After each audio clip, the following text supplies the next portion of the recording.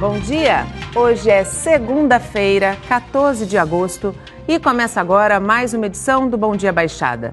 Eu sou Nathalie Nanini e hoje vamos juntos até às 9 horas da manhã.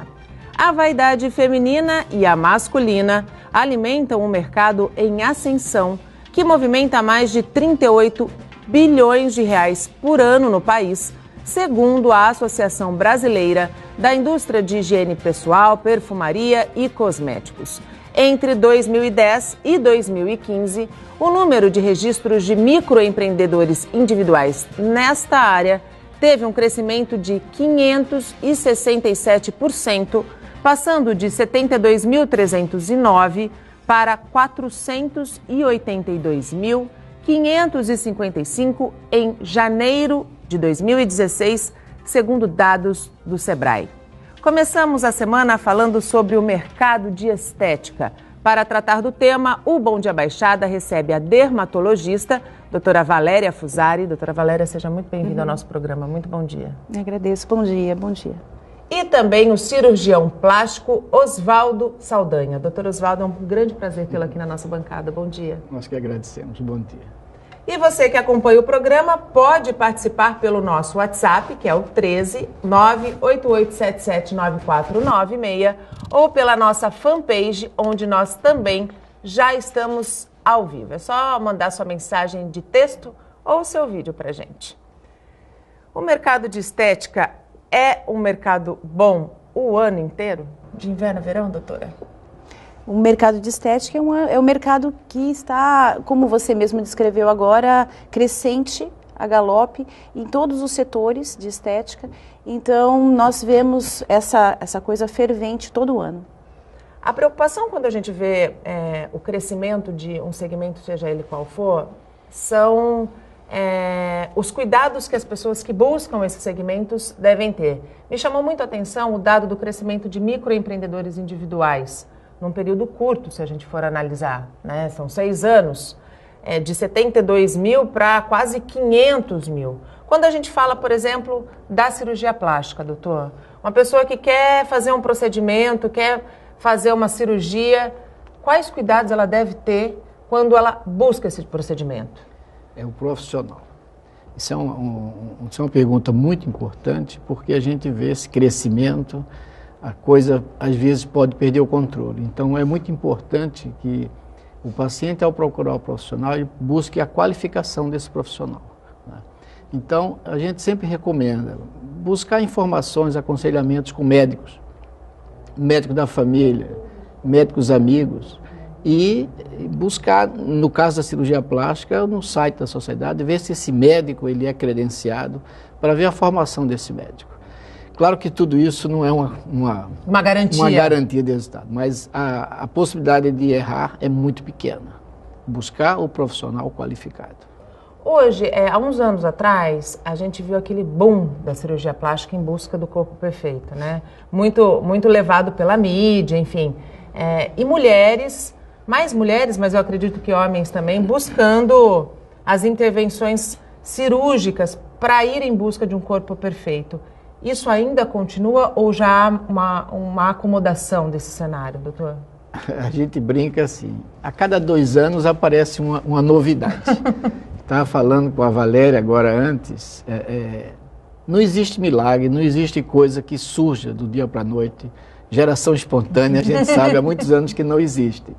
O que é que existe? É um crescimento progressivo, as descobertas são feitas muito lentas. A ciência não dá uma mudança de um dia para o outro. Então é importante que essas novidades sejam vistas com muito cuidado. Na busca do profissional correto, você vai ter a informação certa. Doutora Valéria, da mesma maneira que eu perguntei para o doutor Oswaldo, eu pergunto para a senhora. Quando uma pessoa vai buscar um tratamento estético, e quando eu falo estético, eu falo para a pele, né? Quando busca um profissional de dermatologia, quando quer fazer um procedimento dermatológico, que cuidados ela deve ter? Eu falo só, as minhas palavras as mesmas, o profissional.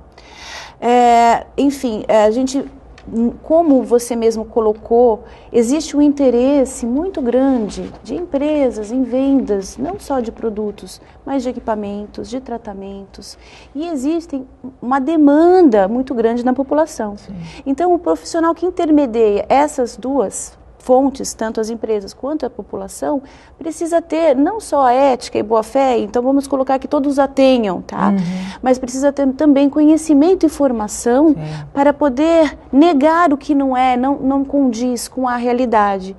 Então eu vou dar um exemplo muito claro de que acontece, né? E, por exemplo, carboxiterapia é um tratamento que já existe há muito tempo e várias clínicas de estéticos, esteticistas, profissionais médicos, não médicos, fazem esse tratamento. O que é? Para que todo mundo que esteja em casa entenda, o que é esse procedimento, doutora? É um procedimento que utiliza de gás carbônico para estímulo de colágeno na pele. Então já foi utilizado para gordura, na minha opinião não tem muito resultado, para celulite também não, mas por exemplo para estrias ele tem um resultado satisfatório.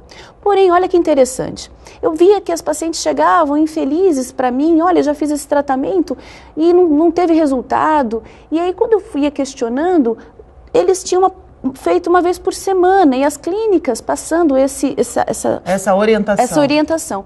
E aí uma amiga esteticista, eu contei para ela e falei, não, mas o ideal pelo estímulo de colágeno é que seja feito uma vez por mês. Ela ligou para a empresa que passava esse dado e questionou, por que vocês passam para a gente, para as esteticistas, para as clínicas, que é uma vez por semana? E a resposta foi, bom, para ter uma fidelização do cliente, para ter... Quer dizer, o mercado, essa ponta do mercado não está preocupada com o resultado final e com a saúde do paciente, sim com a venda daquele produto. Quer dizer, o paciente vira um produto, não vira um ser humano, é isso? Exatamente.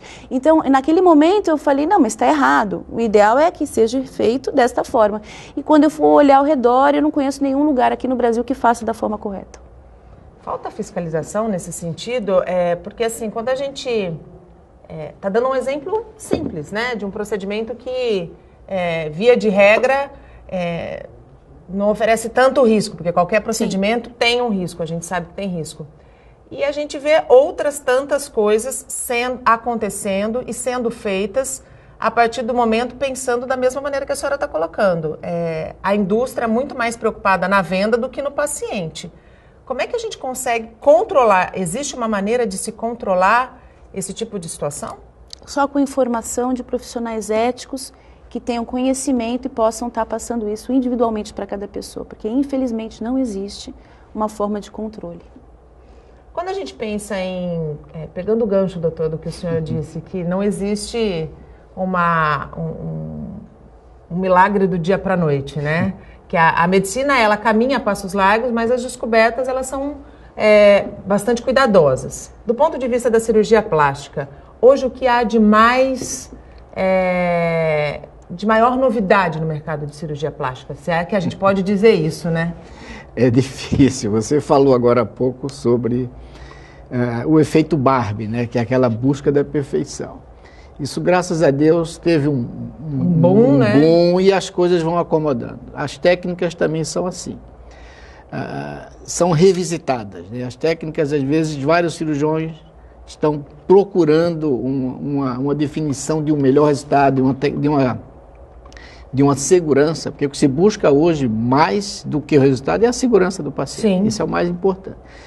E, pela própria condição, o médico não pode inovar e pôr em risco o paciente. Por isso que as descobertas realmente são lentas e geralmente casuais.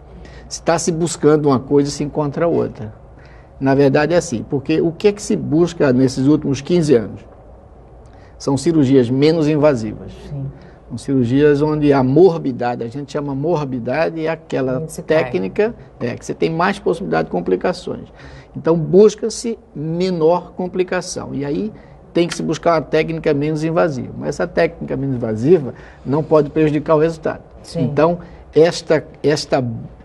vamos dizer, esta luta de buscar melhor e menos invasivo é que vai levar realmente a um resultado melhor. No ponto de vista da cirurgia plástica, já se avançou bastante quando a gente pensa em técnicas menos invasivas, né, doutor? Nós tivemos a oportunidade de desenvolver uma técnica de abdominoplastia, chama-se lipoabdominoplastia. Ela levou anos, uma técnica compartilhada com vários colegas, e onde se mostrou que ela é menos invasiva, ela diminuiu muito o índice de complicações. A preservação dos vasos. A base da técnica é a preservação dos vasos. E que na tradicional se, vamos dizer, cortava a maioria dos vasos. E nessa técnica, 80% desses vasos que eram cortados são preservados. Você vê na cirurgia da face. Hoje, compartilhando o tratamento com o dermatologista, você tem resultados realmente muito mais duradouros e menos invasivas. Então, a cirurgia da face evoluiu muito, a cirurgia do abdômen evoluiu muito, a lipoaspiração com cânulas mais refinadas, menos traumáticas, mais finas, também evoluiu muito.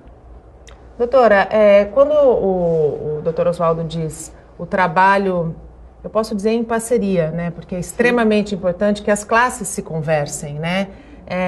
Quando a gente tem a parceria entre o cirurgião plástico e o dermatologista, dentro, por exemplo, de uma técnica que exige essa parceria, o resultado realmente é muito melhor, né? Sem dúvida nenhuma, né? A informação e a evolução da medicina é uma só. Né? E aí, os profissionais que buscam estar atualizados, eles vão estar falando a mesma língua. E aí, assim pode oferecer para o paciente um resultado mais interessante. Como ele comentou, a cirurgia de face é cada vez menos invasiva e a gente tem hoje uma evolução nas aplicações de ácido hialurônico impressionante. Então, eu costumo comparar com a evolução tecnológica. Então, tem o celular 1, o celular 2, não vou falar nomes aqui para não parecer propaganda. E, na verdade, as pessoas não conhecem nem todas as formas de mexer naquele celular, mas eles estão trocando. E na medicina é a mesma coisa, vamos evoluindo os produtos, as técnicas, mas a gente também evolui o conhecimento de como lidar com aquela técnica ou com aquele produto. E a evolução disso é linda, é maravilhosa, da mesma forma que na tecnologia. E deve ser valorizada e jamais banalizada. Por exemplo, a evolução do ácido hialurônico. Antigamente, no começo, no pré-histórico, se preenchia sucos. Hoje em dia, isso já é coisa do passado. Né? A gente observa que para você melhorar um suco, para melhorar uma flacidez, você precisa abordar outras partes da face, em profundidades musculares diferentes. Então, o conhecimento ele se expande e isso é muito lindo. Então, a novidade é exatamente essa, a nossa expansão do conhecimento em cima de técnicas que já existem. Eu queria só deixar bem claro para quem está em casa o tempo de formação de um profissional médico. Quanto tempo, doutor, mais ou menos? No caso da cirurgia plástica, são 6 anos de faculdade, depois você precisa fazer 2 anos como cirurgião geral, forma-se especialista em cirurgia geral, depois tem mais 3 anos de formação em cirurgia plástica. São 83 serviços formadores de cirurgião plástico no Brasil, Santos tem 3. Ou seja, são 11 anos até se formar, são 11 anos de investimento em educação, de informação e é um conhecimento que se busca continuamente. Nesse período, o médico geralmente ele faz um mestrado, ele faz um doutorado, ele faz um pós-doutorado, que é o que a Valéria falou, é a busca do conhecimento, não tem outro caminho. Então, depois desses 11 anos que você falou, ainda tem mais alguns anos de aperfeiçoamento, de melhorar em alguma área que não se conseguiu formar completamente nesses 5 anos. É constante. É uma vivência, né? É uma vivência naquilo, não para. Você vive aquele universo e você se obriga, claro, a estar acima de todos os conhecimentos. É muito interessante, os pacientes às vezes chegam com uma revista, olha doutora, você já viu isso? Aí eu olho com aquele olharzinho meigo, né? Então, né? Já vi. Pois é, há 15 anos atrás isso foi lançado como novidade, agora voltou, mas tudo bem. E na dermatologia? Eu perguntei na questão da cirurgia plástica. Eu faço questão de fazer essa pergunta para que quem está em casa entenda qual é a importância de se buscar um profissional formado, qualificado, especializado. Na dermatologia, quanto tempo até a formação, doutora? O mesmo tempo, de forma que quando você se forma, em dermatologia, não é só visando a estética. Você vai conhecer doenças, consequências, como lidar com problemas. E aí, sim, você tem não só como oferecer o tratamento, como responder pelas complicações desse tratamento. Então, me deixa muito triste, muitas vezes, receber complicações de pacientes, de profissionais que iniciaram o tratamento, mas não tiveram como reverter o que causaram. Então, esse é um outro ponto muito importante, porque as pessoas buscam melhorar, elas precisam entender que podem piorar. E este podem piorar, doutora, eu acho que é o ponto, né? Que é quando a gente chega no tema, no cerne da questão, né? Muita gente busca, quando vai a um profissional, ele vai com uma ideia de uma outra pessoa, de um outro corpo, de um outro rosto, e chega e diz, olha, eu quero isso aqui. Perfeito, as pessoas têm que ter desejos, né? Mas elas têm que entender que o corpo é individual, E né? aí que vem as frustrações dos tratamentos. Elas precisam ter uma comunicação perfeita com o profissional que vai abordar o tratamento para que a expectativa seja realmente correspondida e que cada tratamento venha na forma certa, porque muitas vezes, veja só, uma mulher se separou, tá com uma autoestima muito baixa, tá infeliz, tá em depressão e vai buscar um tratamento estético. Calma. Ela precisa estar bem, ela precisa estar equilibrada e o profissional que vai abordar essa paciente precisa ter ética e compreender ela como ser humano e não como um corpo a ser trabalhado. Então isso também é fundamental. Somos seres humanos que não só pele, corpo, músculo, somos algo maior. É a medicina humana, né, eu acho, doutor? É a medicina humana. Isso é importantíssimo que a Valéria falou, porque esse tipo de paciente, naquele momento, pode não se beneficiar. E vem realmente a frustração. Esse paciente também não pode ser tratado de uma forma fria. Sim. Espera, não, você tem que ir conduzindo esse paciente, levando até que esse paciente se recupere do seu problema pessoal. E aí sim pode se beneficiar. Alguns podem até nem querer fazer a cirurgia. Depois, né? Depois se recupera e não quer ver que aquilo era só uma questão de momento. Por isso que é importante essa medicina humana, né? O médico não só olhar o paciente como ser humano mesmo, né? Que eu acho que essa é a grande... É o grande juramento, né, que os médicos fazem, com pela certeza, vida, com né, sempre pela vida. É uma parceria, você tem que se sentir tão satisfeito com a melhora do paciente quanto ele. Exato. Senão isso não funciona, não tem resultado. A gente faz uma pausa no bate-papo para dar um recado para os donos de cães e gatos. O posto volante da seção de vigilância de controle de zoonoses vacinará durante esta semana os animais contra raiva em 3 bairros de Santos. Amanhã, a imunização será realizada no bairro Monte Cabrão, na quinta-feira, na Ilha Diana e na sexta-feira, o posto será montado no Orquidário. O atendimento é sempre realizado das 9 da manhã a 1h da tarde. De acordo com a Prefeitura de Santos, na cidade há uma população estimada de 40 mil cães e gatos. A intenção é vacinar 80% desta população. Os interessados devem levar os animais que tenham mais de 3 meses de idade. E voltamos a falar sobre o mercado de estética da beleza que, apesar da crise, segue em frente.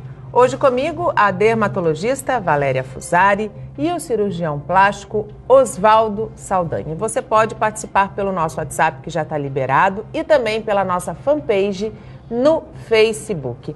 A gente está com uma pergunta no ponto já? Pode colocar, por favor. É a Silvia Teles. Bom dia, Silvia, ela é de Santos. É verdade que a nossa cirurgia plástica é uma referência mundial?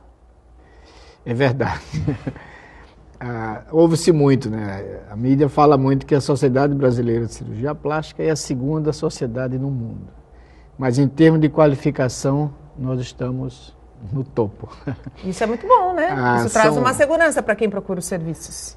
O Brasil recebe um número muito grande de cirurgiões, de médicos de outros países para fazer formação no Brasil. Olha que bom.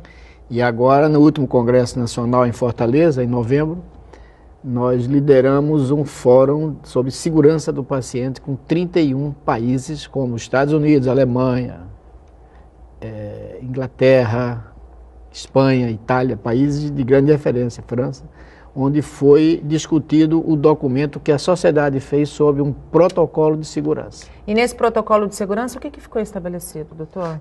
Esse protocolo, na verdade, é uma sequência, vem se discutindo já há mais de 15 anos, a Organização Mundial de Saúde começou com essa segurança, não só de cirurgia plástica, de toda a medicina, onde segurança do paciente salva vidas. Sim. E nós concluímos uma escala de segurança, onde são abordados 6 itens. Porque as coisas, você vê a aviação para comparar, um avião não cai por causa de um probleminha, ele cai por uma somatória. Sim. E isso na medicina é igual. Então nós criamos 6 itens, onde tem uma pontuação em cada um desse item e tem uma numeração, que a gente diz assim, a numeração verde, amarela e vermelha. Ou seja, nada seria proibido de se fazer, mas tudo depende da condição. Depende do tipo de cirurgia que você vai fazer, depende de uma cirurgia que é, vamos dizer assim, é fundamental, é risco de vida, você pode até fazer no vermelho. Mas de preferência as cirurgias eletivas, aquelas cirurgias que são programadas, sejam feitas dentro da escala verde. Dentro da escala verde. Agora eu vou falar um pouquinho sobre uma nova tendência no mundo da plástica, que é a chamada operação íntima, ou bioplastia, ou ainda ninfoplastia. O Brasil também lidera o ranking mundial, segundo a Sociedade Internacional de Cirurgia Plástica Estética. Em 2016, foram quase 13 mil intervenções nas partes íntimas femininas só no Brasil. Um aumento de 39% em relação ao ano anterior. Doutor, o que é a labioplastia ou a ninfoplastia? A cirurgia de ninfoplastia, ou labioplastia, que seria um termo talvez mais adequado, seria a cirurgia para corrigir a hipertrofia dos pequenos lábios. Anatomicamente, os pequenos lábios devem estar encobertos pelos grandes lábios. E, em alguns casos, há uma inversão dessa proporção, ou com finalidades estéticas de bem-estar do paciente, ou às vezes até por questões de traumatismo, né? De vestimento ter reações nesses pequenos lábios. E a cirurgia é feita com diminuição. Doutora, essa cirurgia hoje ela pode ser feita a laser, não é mesmo? Como o doutor disse, com uma menor invasão ao paciente, com uma menor... trazendo talvez um resultado mais rápido? A cirurgia de linfoplastia ela pode ser realizada a laser, que substitui o bisturi. E o próprio cirurgião plástico pode realizar essa... A gente tem, inclusive, imagens, né, desse procedimento, a laser, por favor? Pode pôr no ar, enquanto a doutora fala. Sim, em relação ao procedimento da linfoplastia. Agora, a abordagem da região íntima com laser, ela tem um aspecto mais global, que visa melhorar os grandes lábios, a flacidez que ocorre com o envelhecimento. Olha, são essas imagens. Isso. Aí, no caso, tem a intenção, essas imagens já se referem ao tratamento da parede interna. Vaginal. Tá. Né? Então, que seria essa abordagem mais ampla, que visa não só a estética. Quando a gente faz a abordagem das paredes internas vaginais, nós estamos abordando a função da região vaginal. Porque com o envelhecimento, essas células produzem menos lubrificação. Elas têm, apesar do estímulo hormonal que pode ser reposto, né, pelo próprio ginecologista, essas células não respondem a esse estímulo hormonal. Até porque o corpo envelhece. Exatamente, elas envelhecem. Então, a intenção do laser de CO2 intravaginal visa renovar essas células, trocar essas células velhas por novas, e elas então vão estar no seu máximo claro, correspondente à idade, mas no seu máximo de função. E aí as mulheres podem se beneficiar não apenas com a estética, mas o que eu acho até mais importante, com menos dor na relação sexual, principalmente pós-menopausa, tá? E mais prazer. Mulheres que, por exemplo, são submetidas, que tiveram câncer de colo de útero, são submetidas a uma esterectomia radical, que é a retirada total de útero, endométrio, enfim, passam por uma sessão de radioterapia e tem a região pélvica toda lesada pela radiação, né? E podem ter aí essa questão da secura vaginal, que é o que a senhora está dizendo. Esse tratamento pode ser indicado para essas mulheres também? Sem dúvida, pode ser indicado. E todos os tipos de cicatrizes também. Episiotomia pós-parto, certo? Para corrigir atrofias em geral, doenças que levam à atrofia. Então, ela não tem contraindicação nesse sentido, nem nas pacientes que tiveram câncer. Alguma contraindicação para labioplastia, doutor? Ou não? Desde que esteja indicada. Como nós falamos, é essa relação, nós chamamos a hipertrofia do pequeno lábio. Então, a contraindicação é se a anatomia estiver adequada. A gente tem uma pergunta no ponto, pode colocar, por favor. É a Gisela Gomes. Os exercícios faciais feitos diariamente amenizam as rugas e linhas de expressão? Eu andei conversando com uma fonoaudióloga muito amiga minha, porque eu sempre criticava essa conduta. Não, porque se você fizer exercícios, você vai estar fortalecendo os músculos de expressão, indo contra a ideia de relaxar esses músculos que a toxina botulínica faz. E essa minha amiga explicou que não, calma, não é bem assim. Existem, sim, formas de se abordar por exercícios essa musculatura, de forma que você tenha, assim, benefícios com ela. Porém, não se aprende numa televisão, olha, faça assim, faça assado. Não, tem que ter uma abordagem com a própria... Clínica. Profissional, porque senão você pode estar prejudicando ao invés de ajudar. Pode estar fazendo o efeito contrário. Contrário, exatamente. A profissional que vai promover essa orientação e supervisão desses movimentos faciais, ela precisa estar junto. Doutor, essa é uma pergunta para os dois. Como eu disse lá no começo do primeiro bloco, geralmente são as mulheres que lideram esse ranking de cirurgia plástica e tratamentos dermatológicos. Mas a gente tem visto muitos homens também em busca. O que os homens buscam hoje quando vão atrás de um procedimento, de uma cirurgia plástica, doutor? Essa relação realmente tem aumentado nos últimos anos. Ela depende muito do perfil do cirurgião. O meu perfil, por exemplo, é 10%. Você pode ter um perfil de cirurgião de 20%, pode ter um de 50%. Depende muito que ele vai se dedicando. A cirurgia bariátrica, por exemplo, hoje, está trazendo uma demanda muito grande para a cirurgia plástica. E o público masculino está inserido nesse contexto.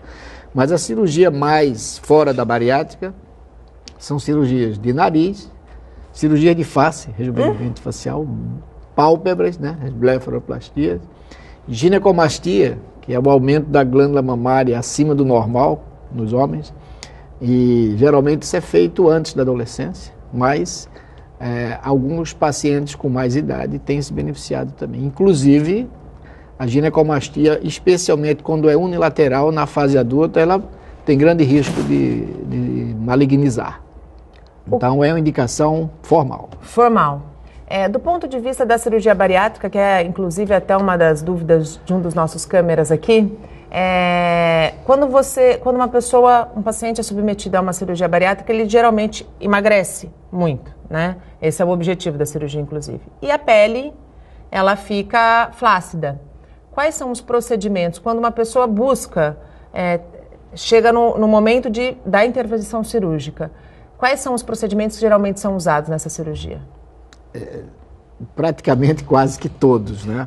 Esse paciente precisa antes estar liberado pelo cirurgião bariátrico, porque esse paciente tem que passar por um período de reorganização orgânica, vamos dizer. O organismo tem que se adaptar, que ele é um novo corpo que a pessoa adquire. E é importante também saber que hoje essa está se tornando uma subespecialidade. Tem cirurgião se dedicando praticamente a isso. As técnicas estão evoluindo rapidamente e se o cirurgião não está fazendo isso com uma frequência grande, ele vai sendo encaminhado, triado para aqueles médicos que estão se dedicando mais. Mas, geralmente, de um modo geral, é abdominoplastia, são as flacidez da mama, que são as plásticas masculinas das mamas, dermolipectomia de coxa, de braço, que são as mais frequentes. Importante saber que o grau de flacidez desse paciente é intenso. Ele nunca vai se beneficiar de uma abdominoplastia em um único tempo. Geralmente ele precisa fazer vários tempos para chegar a um resultado adequado.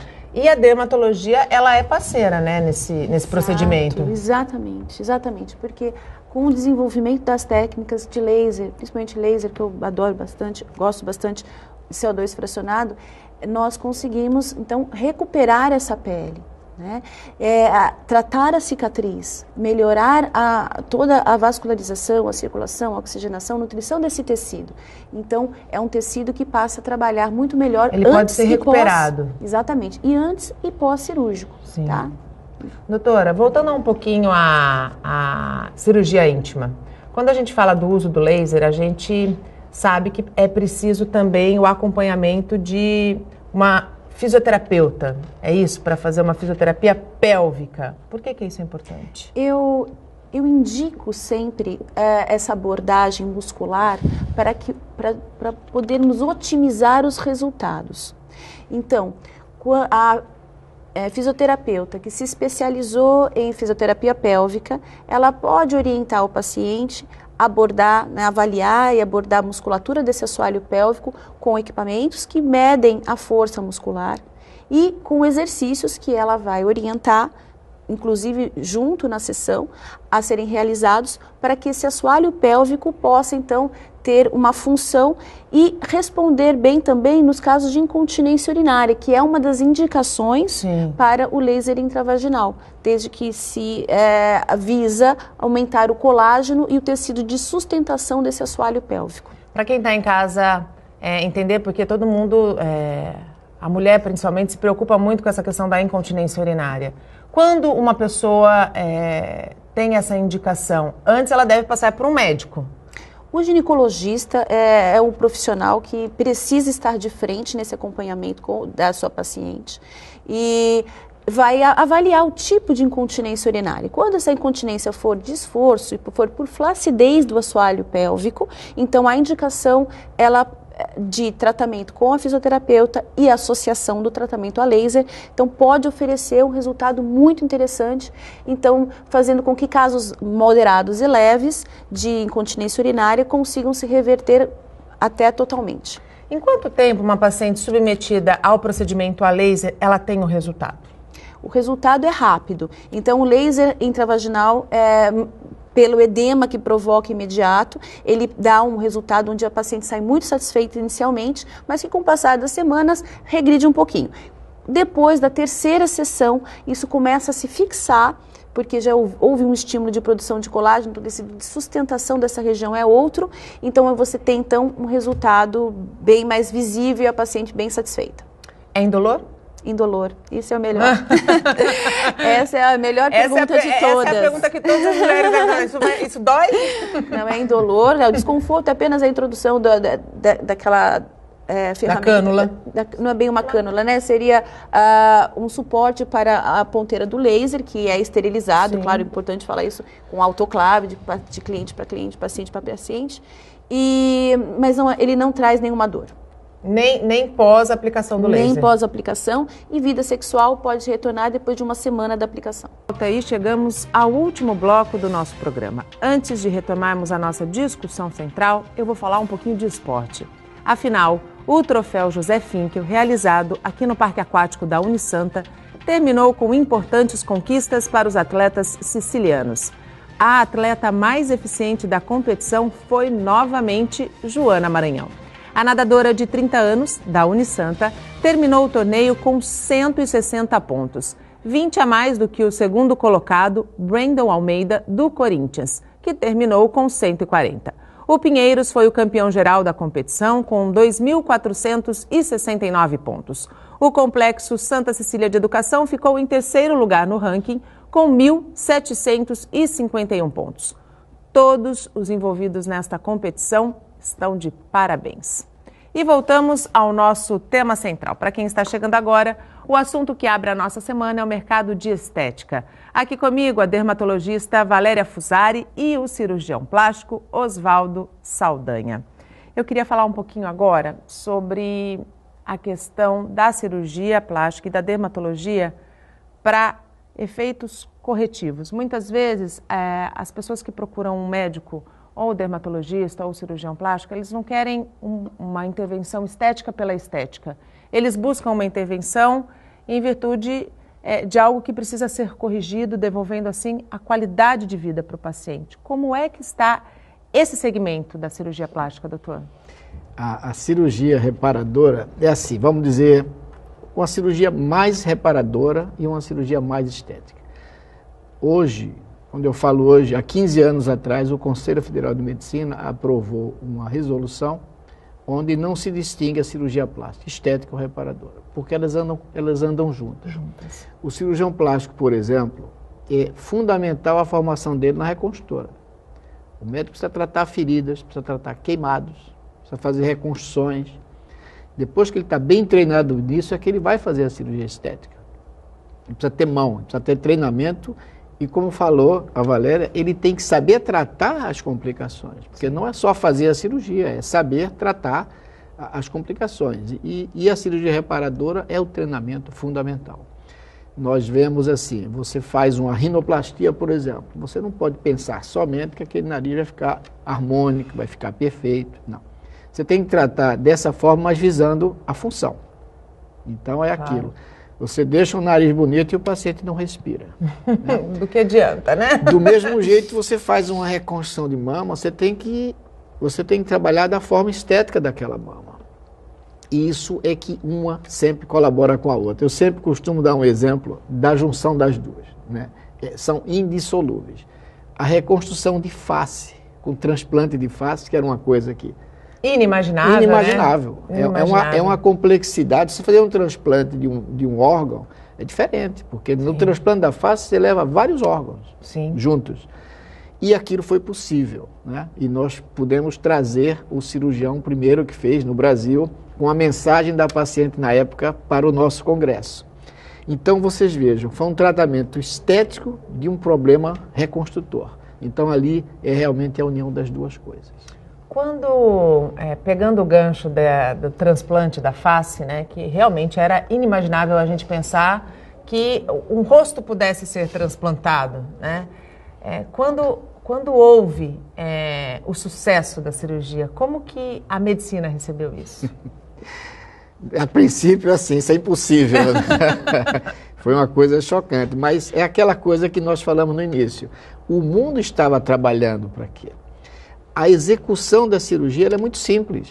É o microcirurgia. Quem faz a microcirurgia pode fazer uma cirurgia dessa de uma forma, vamos dizer, entre aspas, muito simples. O que envolve a dificuldade?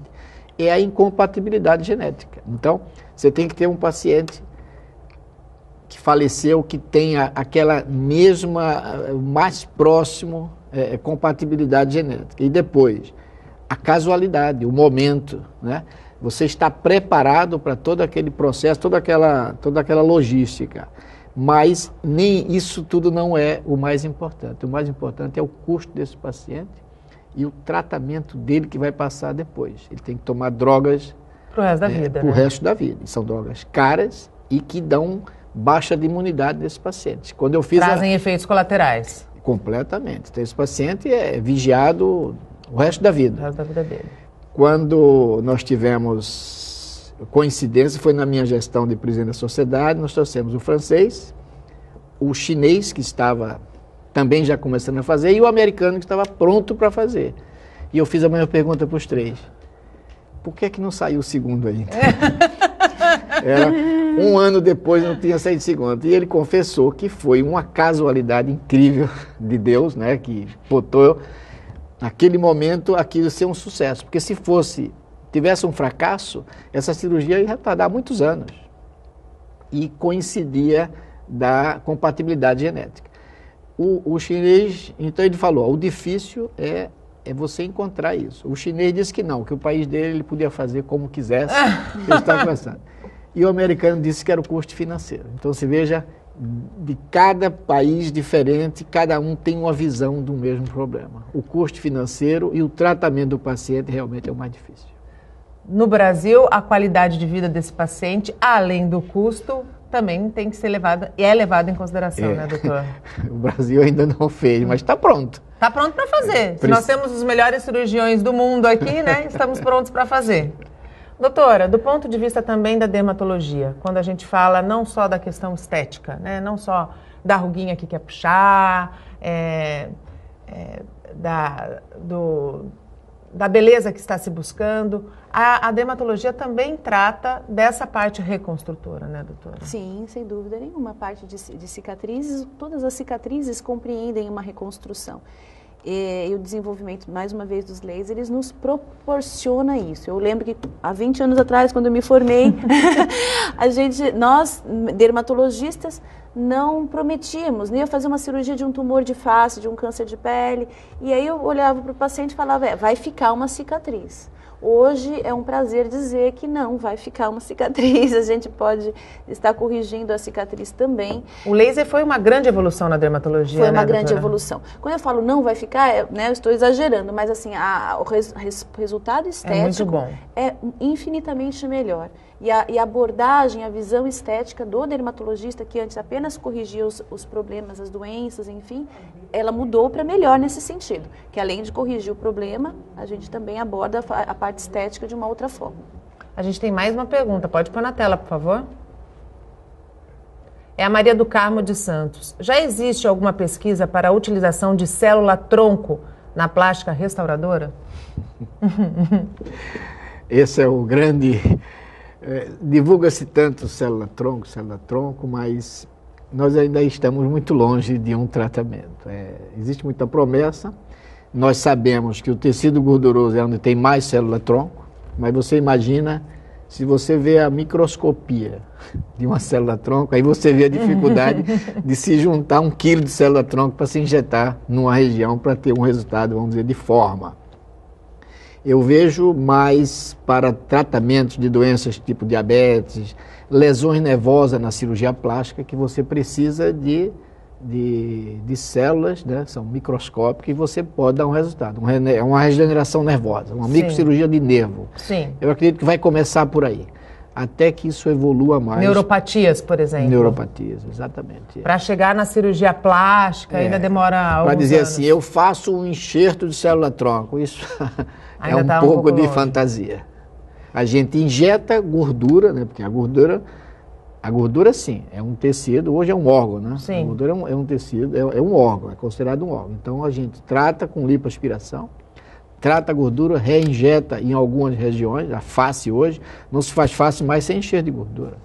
Porque o envelhecimento não só dá na pele, dá em todo o tecido, inclusive osso. Então você tem que aumentar volume para você recuperar essa face.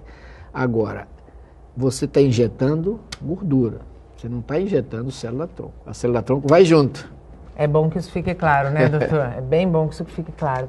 Para o pessoal que está em casa entender, Valéria e doutor Oswaldo, qual é a importância da rede de apoio para o paciente quando ele busca tanto um tratamento dermatológico quanto uma cirurgia plástica? Rede de apoio? Eu não compreendi a pergunta. Por exemplo, quando a gente vai para uma cirurgia plástica, o paciente precisa fazer a cirurgia plástica dentro de um centro cirúrgico, sim. Certo?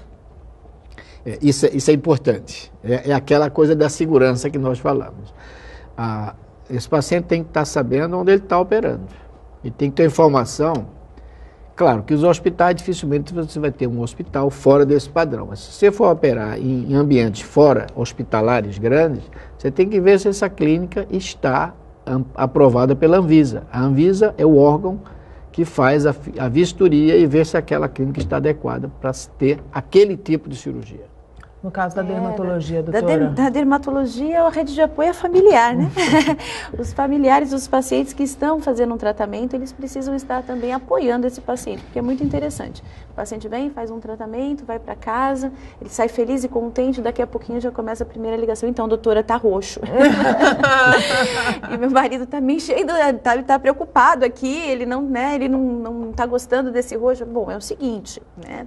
Esse roxinho vai sumir em uma semana, então, na verdade... Há uma intervenção, você mexeu, né, com uma estrutura. Exatamente, então eu preciso de um apoio dos familiares, das pessoas que estão cercando esse paciente, e claro, né, os tratamentos eles são realizados no consultório, né, e claro, tem toda essa fiscalização, isso tudo que o doutor já falou é importante, né, nosso consultório está correspondendo a todos os padrões de segurança possível para oferecer o melhor, sempre o melhor. E a informação é sempre a principal ferramenta, exatamente, né, doutora? Exatamente. Quanto mais a gente informar, melhor a gente vai estar agindo em prol tanto da qualidade de vida do paciente, quanto da segurança do profissional que está fazendo os procedimentos, não é mesmo? Exatamente. Doutora, eu queria muito agradecer a tua participação aqui. O nosso tempo acabou. Muito obrigada pelas informações pertinentes. Parabéns pelo trabalho da senhora. Seja sempre muito bem-vinda. Grata, muito grata. Um prazer estar aqui sempre. Doutor, muito obrigada pela participação, pelas informações pertinentes. Tive uma aula aqui hoje. Eu tenho aqui duas pessoas extremamente qualificadas e o recado que eu deixo é: se você vai colocar a sua vida na mão de um profissional, busque referências desse profissional, porque a vida não tem preço. O procedimento estético ou a cirurgia até pode ser precificado, mas a vida, ela não tem preço. O Bom Dia Baixada fica por aqui. Não esqueça também de curtir nossa fanpage no Facebook, onde você encontra todos os nossos vídeos, inclusive esse programa, e nossa página no Instagram e no Twitter. Durante todo o dia você pode ficar bem informado sobre tudo o que acontece na região e no mundo, acessando Santa Portal. Eu volto amanhã, às 8 horas da manhã.